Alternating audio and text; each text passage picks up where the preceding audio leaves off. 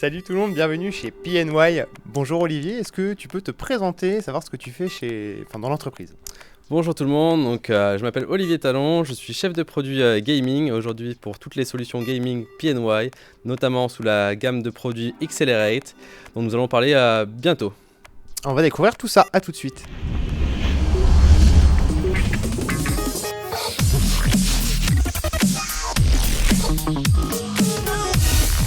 Donc vous vous trouvez ici au siège européen de PNY.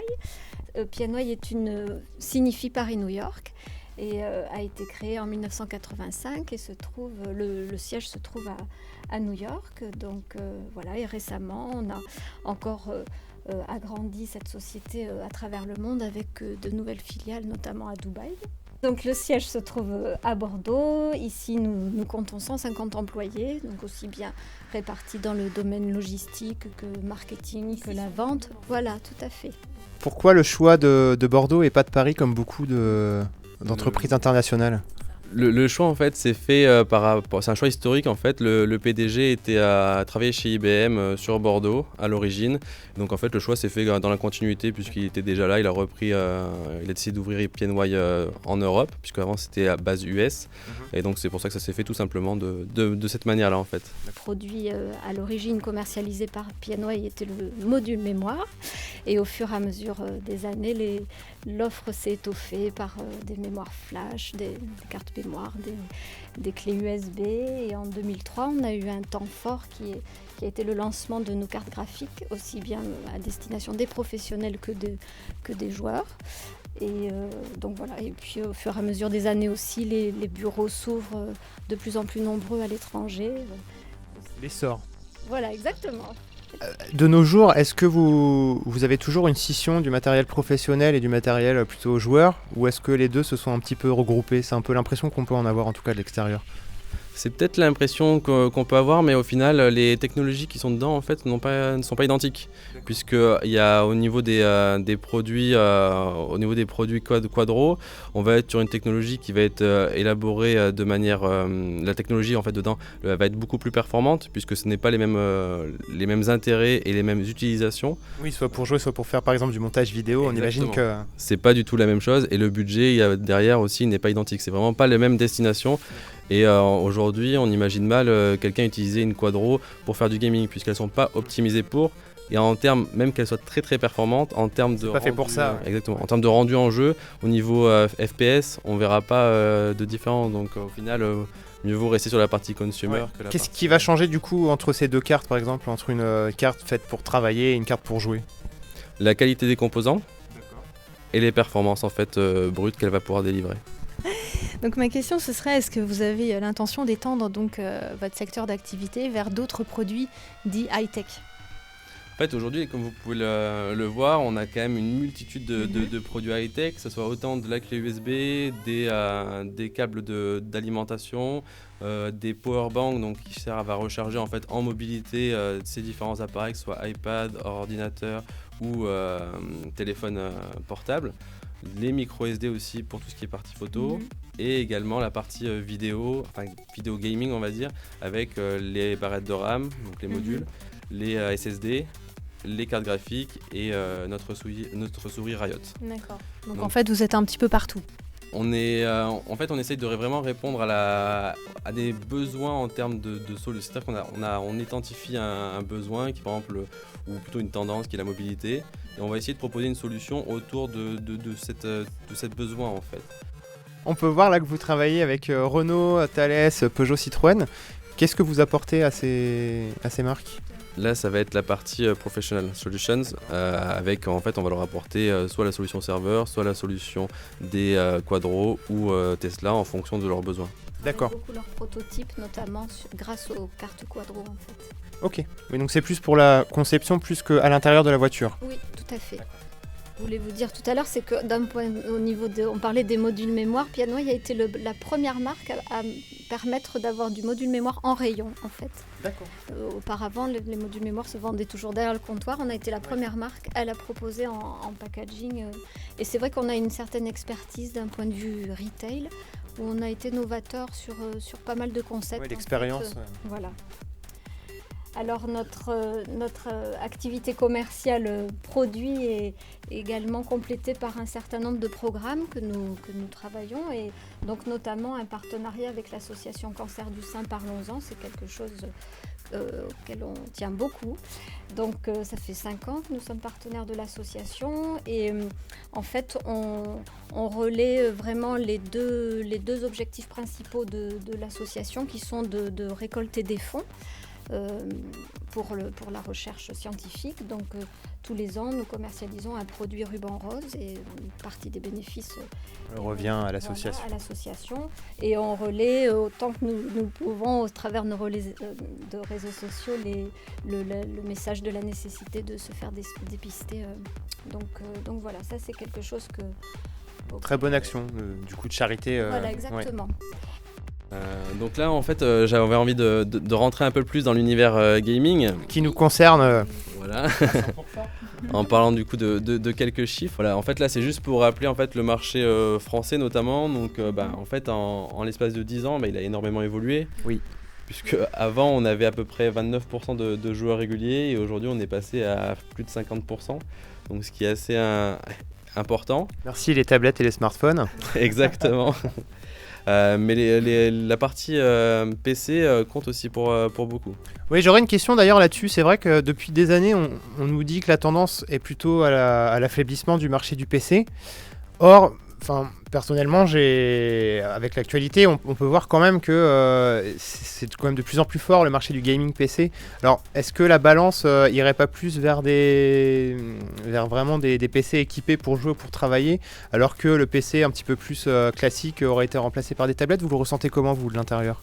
Je pense que c'est ce que vous dites est plutôt juste. Aujourd'hui, la manière de s'équiper est différente. Le panier moyen est aussi différent. C'est-à-dire qu'avant, on s'équipait plus sur des produits en fait pour utiliser son ordinateur dans la vie de tous les jours, pour faire du traitement de texte, surfer sur internet. Aujourd'hui, vers quoi aussi en tant qu'entreprise on se tourne, c'est vers la partie gaming, puisqu'on a constaté tout simplement que les personnes qui allaient acheter beaucoup de hardware, c'était plutôt des personnes qui allaient jouer avec. Et consommer davantage que ceux qui achetaient un PC pour du traitement de texte, au final. Et c'était pas du tout la même utilisation, donc c'est vrai qu'aller acheter une carte graphique très très puissante pour juste afficher un écran avec un tableur Excel, c'est un peu du gâchis. C'est vrai que c'est pas du tout la même utilité. Donc aujourd'hui, en fait, il y a eu en termes de volume, il y a eu un volume qui a baissé, mais si on regarde les ventes en valeur, elles ont augmenté, puisque le panier moyen a augmenté en fait avec les technologies nécessaires pour faire fonctionner les jeux et ainsi en fait profiter d'une expérience de jeu qui est différente et bien plus poussée en termes de graphisme. On le voyait d'abord avant avec les consoles qui étaient généralement plus équipées, plus puissantes que les PC. Maintenant, c'est carrément l'inverse. C'est exactement ça. Aujourd'hui, je pense d'ailleurs que c'est peut-être pour ça aussi, quand on regarde un peu les chiffres, on voit que la console c'est quelque chose qui est toujours très très fort. Très fort, ouais. Mais en termes d'évolution, on voit figé, que donc, c'est ça, on va être à peut-être plus 0,5% d'augmentation. Quand au niveau des téléphones, on va peut-être plutôt être vers du 10%, un peu comme c'est le cas pour du PC gaming. D'accord. En termes de pourquoi en fait aujourd'hui il y a de plus en plus de gamers, je pense que c'est aussi l'expérience de jeu qu'on recherche derrière. On va pouvoir justement choisir, customiser son PC, que ce soit autant ce qui va être à l'intérieur de la bête, si on peut appeler ça comme ça. On aura une belle à vous montrer d'ailleurs tout à l'heure. Oui. Elle est prête, Alice. Donc voilà, autant que ce soit sur le choix de la carte graphique, les marques sur lesquelles avec lesquelles on veut travailler, ou on veut avoir dedans son ordinateur. Les SSD, ce qu'on veut en termes de capacité, puisque quand on achète un ordinateur qui est déjà tout monté pour de la bureautique, on n'a peut-être pas besoin d'avoir 1 Teraoctet en hard drive et puis après du SSD pour faire fonctionner l'OS et tout ce qui est jeu. Et aussi après tout l'équipement, notamment tout ce qui est périphérique avec les souris, on va avoir beaucoup plus de choix que si on joue sur console. C'est sûr. Là je vois que sur le PowerPoint, il y a une image sur l'e-sport. J'imagine aussi que l'essor, parce qu'il y a vraiment eu un envol de l'e-sport depuis 2007-2008. J'imagine que ça aussi, ça a dû aider à vraiment développer tout ce qui est le secteur gaming de PNI, quoi. Donc l'e-sport en fait est développé bien plus sur la partie PC que sur console, puisque derrière en fait il y a beaucoup plus de moyens au niveau des réseaux sociaux notamment. Et puis des jeux tout simplement. Et des jeux pour diffuser et partager en fait le côté e-sport. Il y a beaucoup plus du coup les jeux qui sont faits sur PC, ils vont être maintenant davantage orienté e-sport, comme on pourrait le voir avec Overwatch aujourd'hui qui est sorti il y a quelques mois. C'est un jeu qui va être tourné plus au niveau e-sport. Et les vieux titres aussi restent populaires, parce que quand on voit Counter-Strike qui est encore joué en tournoi, sur console, ça serait une aberration de jouer encore à Super Mario World en compétition. Et je pense aussi qu'il y a les équipements, ça dépend le type de jeu, mais par exemple pour un jeu de foot, c'est vrai qu'on va plutôt être intéressé par avoir une manette en main pour jouer, alors qu'un jeu de tir style FPS, Counter-Strike, Overwatch, Call of Duty, pour en citer quelques-uns, on va plutôt être sur un maniement à la souris pour la viser. Donc c'est vrai que ça conduit inévitablement à développer plus l'e-sport sur un côté PC. Voilà. C'est ancré dans les traditions aussi, de toute façon, les LAN parties, c'est sur PC que ça se passe quoi. Les bootcamps pour s'entraîner. En fait, voilà, aujourd'hui, ce que je voulais vous montrer avec ça, c'est que le choix d'un pseudo pour un joueur, c'est très important, puisque c'est ça qui va le définir finalement. Et c'est comme ça qu'on va l'appeler. Et si il arrive à bien performer et à être connu sur la scène, et un peu, c'était à l'extrême qui a été fait dans cette vidéo, mais un jour, peut-être qu'on aura une ville qui s'appellera comme ça. Donc il faut vraiment que le choix du nom ait de l'importance. Donc moi je voulais rebondir en fait sur cette vidéo-là pour vous parler en fait de Xcelerate. Donc d'accord.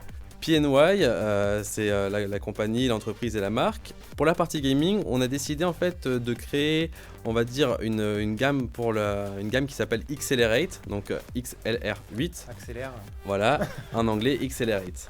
Donc pour justement suivre un peu cette tendance d'avoir un nom, un pseudo reconnaissable rapidement. Exactement, avec une communauté, et pour avoir aussi se dire aujourd'hui moi j'ai une carte graphique Xcelerate de PNY, donc mettre plus en avant en fait le côté l'univers de gaming, convivial, voilà.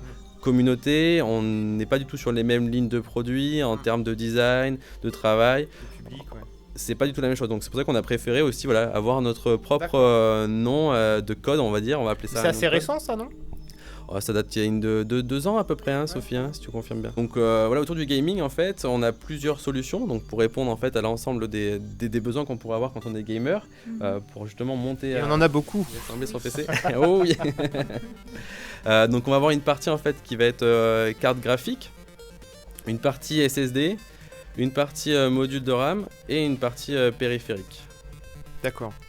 Donc aujourd'hui, on a plusieurs, dans tout ce qui est carte graphique, on développe en fait toutes les lignes de produits proposées par Nvidia avec leur GPU, donc autant du 1050 jusqu'à la 1080 en passant par la 1060, la 1070, pour en fait pouvoir répondre aux différents besoins et aux différentes attentes en fait des consommateurs et des gamers tout simplement. D'accord, moi j'aurais une petite question là-dessus justement. Pourquoi Nvidia et pas AMD par exemple ?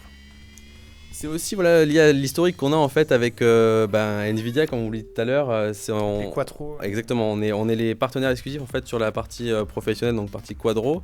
Et donc c'est vrai que nous on est très content de travailler avec eux, ça se passe très très bien, leurs produits sont de très bons produits. Donc pourquoi aller chercher ailleurs, ce qui fonctionne déjà très bien avec Nvidia. Donc, d'accord. Voilà. Et au niveau une question un peu plus technique, quand Nvidia annonce par exemple une nouvelle puce graphique, et que PNY veut en faire la sienne, comment ça se passe concrètement ? Est-ce qu'en amont on a déjà les infos et ensuite est-ce que de votre côté en fait, est-ce que du côté parce que c'est quand même de la construction de carte graphique, vous récupérez juste la puce, est-ce qu'il y a tout un process de recherche et développement pour adapter au mieux cette puce déjà existante ou En fait, comme vous le dites très bien, la puce en fait elle est fournie par Nvidia, donc que ce soit une autre marque ou que ce soit la marque PNY, la puce de base est fournie par Nvidia et il la fournit en fait que à ses partenaires, donc à ses AIC, dont nous faisons partie. Lui il nous fournit donc cette puce et après c'est à nous nous on l'adapte, en fait on a nos ingénieurs, nos usines qui derrière travaillent pour concevoir la carte graphique aux alentours. Ouais, c'est pas une solution clé en main, juste du rebranding et c'est parti. On va revenir aux cartes graphiques une petite seconde.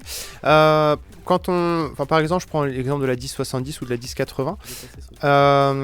Est-ce que vous êtes limité par Nvidia par exemple, ou est-ce que vous êtes libre de vouloir lui mettre plus de VRAM ou quelque chose comme ça, ou est-ce que c'est imposé par le constructeur? En fait, aujourd'hui, on a un cahier des charges du coup, pour pouvoir travailler avec Nvidia qui nous impose en fait certaines specs que doivent avoir les différents produits. Et nous, en fait, derrière, on va travailler sur le système de refroidissement. Donc, au niveau, voilà, si on va avoir plutôt un refroidissement actif avec le nombre de caloducs. Ouais. Donc, par exemple, pour la 1070, du coup, pour laquelle vous parlez, on est sur 4 caloducs qui permettent de renvoyer d'assurer une dissipation tout d'abord les 3 vers l'arrière et un autre qui va revenir vers l'avant pour servir des ailettes. D'accord. Avec derrière une backplate qui va encore renforcer ce côté de dissipation. Nous, on essaye en fait de proposer des versions overclockées, donc les Accelerate OC Gaming, qui permettent en fait d'avoir des fréquences qui sont un peu au-dessus de ce que est proposé par le design de référence Voilà, c'est 1,8 alors que c'est 1,7. Exactement. Donc on essaie toujours d'essayer d'apporter une solution qui va être plus performante pour l'utilisateur selon son besoin et avec un système de refroidissement qui va assurer justement la bonne dissipation de la chaleur en fonction de l'overclock qui aura déjà été. Ça, j'imagine que c'est un casse-tête. Quand on met au point une carte graphique overclockée ou chose comme ça, on doit passer par des processing de tests. Des multitudes de tests et d'essais dans différents environnements. Et pour ensuite pouvoir garantir que la carte graphique n'aura aucun problème. Pas brûler dans la tour. Exactement. Donc maintenant, si on passait à notre partie module, donc là c'est la gamme Anarchy. Anarchy, en fait, on a de la DDR3, de la DDR4. On a une gamme qui est assez courte chez nous. On la veut plutôt performante en fait. Donc on va avoir du 1600 à 2800 MHz, entre 8 et 16 Go. Pourquoi ces capacités-là? Tout simplement parce qu'aujourd'hui, quelqu'un qui joue, ça va être minimum 8 Go dont il va avoir besoin. Oui, grand minimum même. Donc c'est pour ça qu'on est le plus parti sur ce type-là. Entre 8 et 16 Go, on voit une différence quand même dans l'utilisation du jeu. Après, au-delà de 16 Go, elle se fait quand même moindre, tout simplement. Donc il faut quand même le savoir. Après, voilà, on est parti sur de la DDR4 et avec des casques qui sont de 10 à 15, tout dépend D'accord. Donc là, on a notre petite Riot on va vous la montrer après. Voilà, notre petite souris. Aujourd'hui, on a cherché une bonne prise en main pour le gamer, notamment, avec 6 boutons programmables, parce qu'aujourd'hui, on aime bien avoir soit ces macros pour recharger plus rapidement. Ouais. Même pour travailler, moi, je peux plus m'en passer. Le copier-coller du côté, là, sur le côté c'est juste c'est du bonheur. J'ai pas encore essayé, mais moi, c'est je vous le conseille aujourd'hui que je l'utilise. Donc voilà, avec une partie personnalisation des boutons, aussi au niveau de un on-the-fly switching DPI, donc pour changer en fait les DPI à la volée. Donc pareil, on appuie dessus, ça change la couleur pour indiquer qu'on a changé. Donc auparavant en fait, on a un logiciel qui permet de paramétrer, la couleur rose ça va être pour tant de DPI, la couleur rouge ça va être pour tant de DPI, et après à la volée, vous avez juste à switcher et vous pouvez directement retourner au choix d'avant ou d'après. Avec une partie aussi customisation des LED qui sont à l'intérieur pour le logo Accelerate et le dessous qui permet qui se fait en fait directement via le. Il y a quelques mois pour justement montrer un peu le ton qu'on voulait avoir avec Accelerate et présenter la gamme, on a fait une opération box qu'on appelle. Donc elle est là-bas, on passera tout à l'heure, je vous la montrerai si vous voulez. On a envoyé en fait à des personnes, des blogueurs ou des personnes qui travaillent dans ce milieu-là, on leur a envoyé fait une boîte. Enfin, on leur a envoyé tout d'abord un pied de biche. D'accord. Par la poste. Ils ont dû flipper peut-être un peu. Je sais pas s'ils ont flippé. Quelqu'un nous veut du mal. Ils se sont vraiment demandé qu'est-ce que j'allais faire avec un pied de biche aujourd'hui. La suite dans 48 heures. Exactement. D'accord. Donc attendez 48 heures et vous allez voir la suite en fait de ce qui va arriver avec ça. Donc en fait à la suite de ça, on leur a envoyé une boîte en bois dans laquelle on avait mis en fait nos produits. Donc voilà, on leur avait envoyé en fait une carte graphique, une souris, des modules mémoire, un SSD et après des petits goodies avec un polo, un petit battle tag. Gros upgrade du PC quoi. Exactement, voilà.